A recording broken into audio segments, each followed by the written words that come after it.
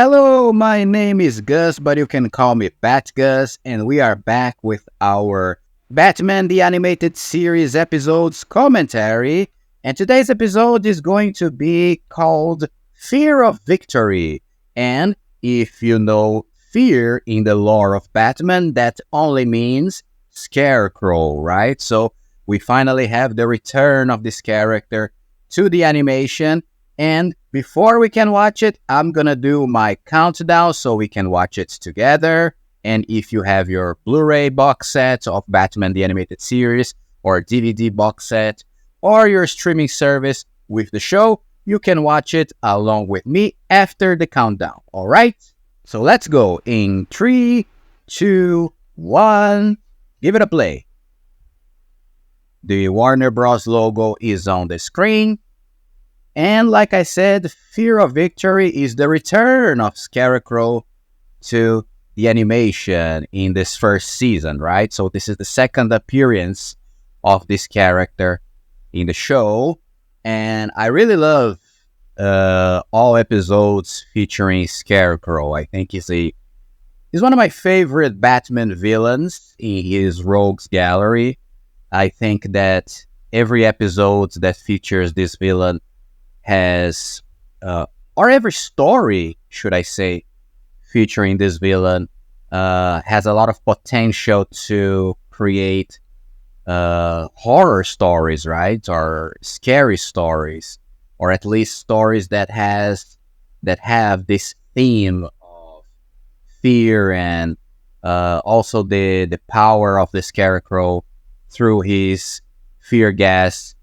Creating hallucinations is a great story element that I think it is very fun for any creator to create a different world, because in the world of illusions and hallucinations, you have basically unlimited ideas or potential to play with, right? So. And the episode starts with a male guy, a postman, arriving at the Gotham University to deliver a letter to a student called Brian Rogers. And he's a roommate to none other than Dick Grayson. So this episode features not only the return of the Scarecrow, but also the return of Robin to the show. Actually, if we count the commentary episodes that I've been doing, this is the first appearance of Robin in the show, because I didn't comment the episode Christmas with the Joker that I plan to do it in the future. So anyway, so yes, Dick Grayson is watching some news with his friend Brian Rogers. And the thing is that Brian is a football player for the university, and they are watching some news talking about recent sports games that some of the players in these games were having episodes of extreme fear and phobia during the games, and without any explanation, right? And this is where the postman arrives in the dorm that Dick and Brian are, and he delivers the letter to both of them. Actually, to Brian, right? And it's just a message, a message from a fan, apparently, in the letter. Both of the guys don't understand what that means, but later we're gonna find out that the postman is actually Jonathan Crane, aka the Scarecrow, and he's the one who is creating this whole plot of the players in the games having episodes of extreme phobia during the game. And then we cut to the football game where Brian Rogers is playing with his team, but he's having a terrible performance in the game, and he's really fearful and sweating, and he's just not in his best shape. And later he's going to start having hallucinations during the game, and Dick Grayson is watching him from the crowd, right? And during one play when he's going to throw the ball, he sees the players of the other team as monsters charging against him, and this makes him completely scared. And similar to the other players in other games, he just has a phobia episode. And then we see that the Scarecrow is watching the whole thing from above the stadium, right? While this happens. Then we will cut to the Batmobile. Batman is driving with Robin in the streets of Gotham, and they're talking about the episode with Brian Rogers. And this is a very funny thing because the episode doesn't really comment on the origins of Robin. It just starts with Robin already being a partner to Batman for years, and we're gonna have this origin story later in the second season with the episode Robin's Reckoning, which is a two-parter as well, a great two-parter. And right now we just assume that Robin works periodically with Batman from time to time when he's out of the university, vacations, that sort of thing. And Batman and Robin, they spot some criminals stealing a building with diamonds inside. And we have this very great scene, by the way, where they both use their ropes to climb the building to get to the criminals, and the criminals start to throw rocks from the top of the building on them, and one of the rocks hits Batman and he falls from the facade of the building, and he is able to hold on in one window, and he asks the help of Robin, but Robin starts to have also a phobia episode, and he starts to fear heights, right? And he just grabs onto a window and he becomes paralyzed while Batman is asking for help. Then a statue is thrown on Batman and knocks him out of the window, so he falls again, but then he is able to use his grappling hook onto a gargoyle and swing from building to another building, where he falls into the living room of a lady watching TV, and she has these bobs on her head, and it's very funny because he just lands on her living room and she becomes quite she actually goes wow for Batman, right? She really becomes fancy of him right away. Then Batman just leaves her house, her apartment, and goes back to solve the crime with the goons trying to steal the diamonds. He's able to capture them and then help Robin to climb down the building back to the floor.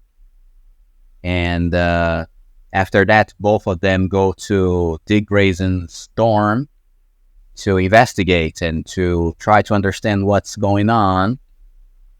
And during this, Batman finds the letter that Brian Rogers received, and he realizes that there is some dust on the paper, and this dust, they will eventually find out, is related to the toxin of fear from the Scarecrow.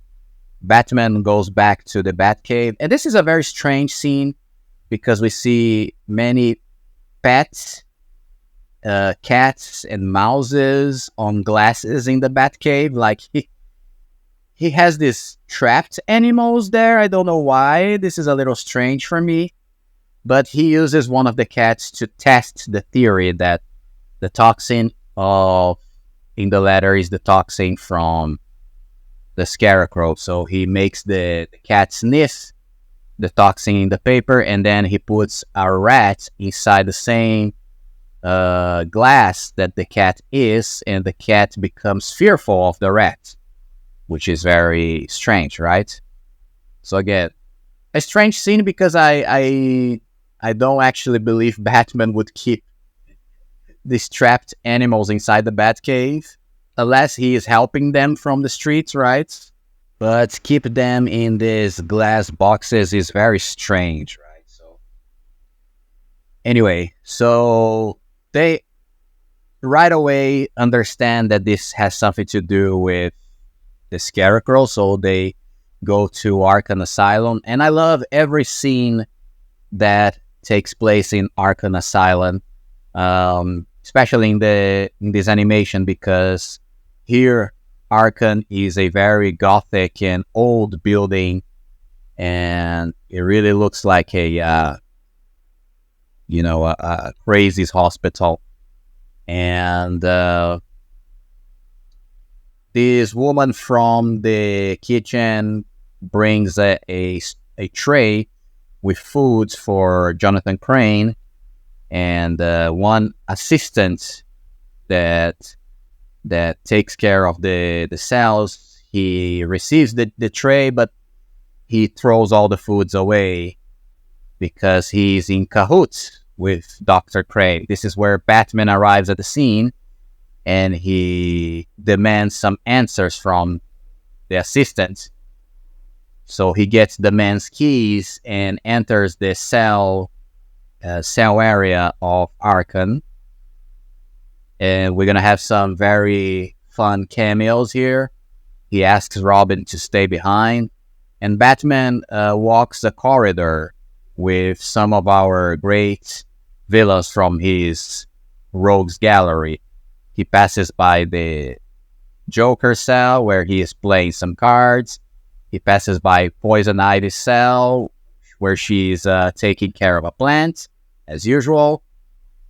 He passes by Two-Face's cell where he is just flipping a coin and staring at the wall.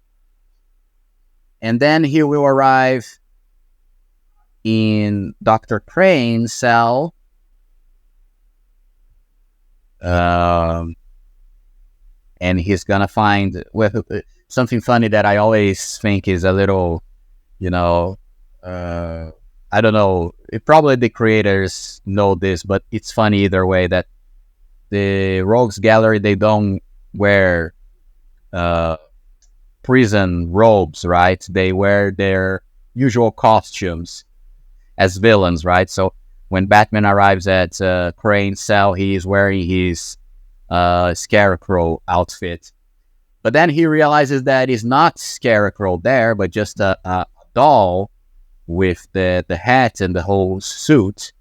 And Crane is actually gone from the asylum. And we have this very funny scene when Batman discovers this, the Joker lets a huge laugh in his cell. So it's very funny and creepy. Then we move to a batting house where we see Crane disguised as a guy with a mustache and a hat, making some bets on a team that he's going to bet some money. And slowly we start to realize that he's actually doing this whole crime related to sports because he's, how do you say, changing or messing with the game score, right? So the team of the player that he attacked with his toxin will lose once this player has a phobia attack. And as the other team wins, he gets the money from the bets, right? So it's a little, petty thief plan, in my opinion, but it's very creative for an episode featuring the Scarecrow. So one of the guys of the batting house, he sent a goon after Dr. Crane to demand some answers of why he's fixing all the sports games, because the guy is already having a suspicion over Dr. Crane. And this guy gets Crane and demands an answer from him, but Crane uses his toxin against the guy, and he reveals himself to him wearing his outfit and his new visual, right? And he becomes a monster in the goon's mind through hallucination. And this is a very it's a great scene, because here, from the first episodes that was Nothing to Fear to this one, that is the second appearance of the Scarecrow, we have a change of visual in the Scarecrow, right? In the first one, he didn't have hair like this blonde wig that he wears now. So he has hair now.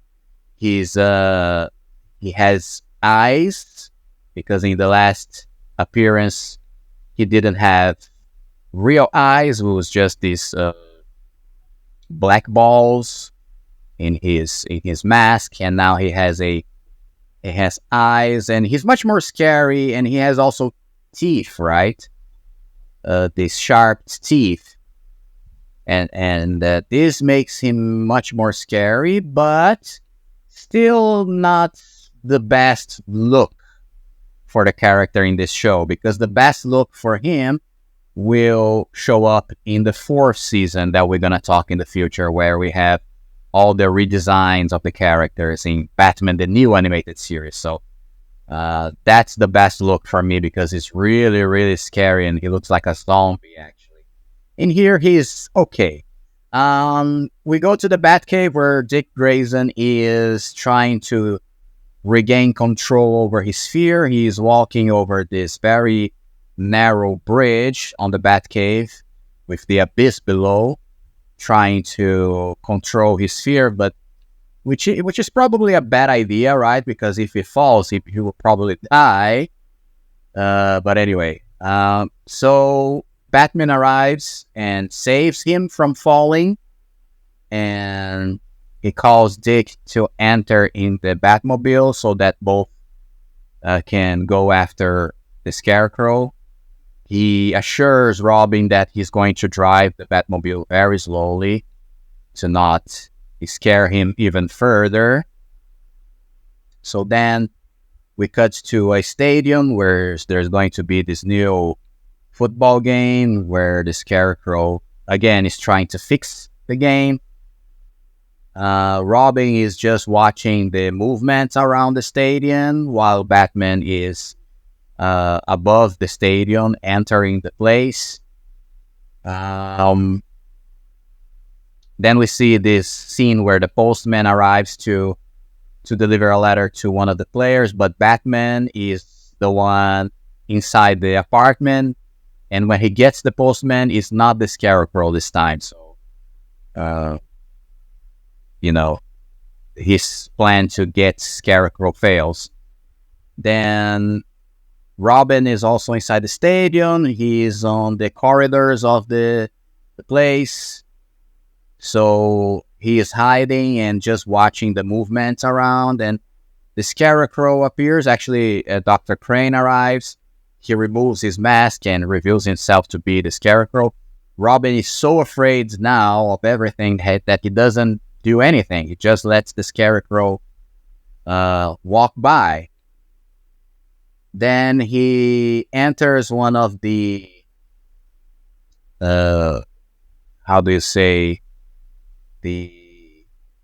locker room of one of the teams, and he gets one of the helmets on the players that has the Scarecrow toxin, and he removes the toxin from the helmet. So when the game starts, nothing happens with the players, right? So the Scarecrow is watching from a platform high above the stadium, and he's very frustrated because the game is going on normally. And this is where Batman arrives and finds Scarecrow on this platform, and they will have this fight. And Scarecrow reveals that he's doing this whole criminal activity to get money to buy more chemicals, to do more toxin, and then do all his dirty deeds. And this is where we see Batman is approaching the Scarecrow on the platform, and the Scarecrow threats to release a toxin flask over the stadium, and if this toxin breaks the flask, if it breaks, it will spread the whole toxin all over the stadium. So probably it will be huge mayhem and chaos in the crowd and the players and all that stuff. So we have this very good sequence where the Scarecrow releases the flask, but he falls on a lower platform. So Batman jumps on this platform, and Scarecrow jumps over him. They both fight to get the flask, and the Scarecrow finds some box with bulbs, lamp bulbs, and throws over Batman. And these bulbs also hit the flask over the platform, and the flask falls from the platform. And this is where we have the great scene of Robin in the episode where he swings with his rope from another platform and is able to catch the flask before it falls and saves the day. This is where Batman gets the Scarecrow, and he congratulates Robin for having beat his fears. Then we see the end of the episode where Bruce and Dick watch the news and see Brian Rogers now signing a deal to play in a professional team. And this is the end of the episode. A very good episode. I really like it. I really like every Scarecrow episode. We're going to have another very soon. And if you are liking this content of Batman the Animated Series commentary, please don't forget to like and subscribe to the channel. See you in the next Bat video, and bye-bye.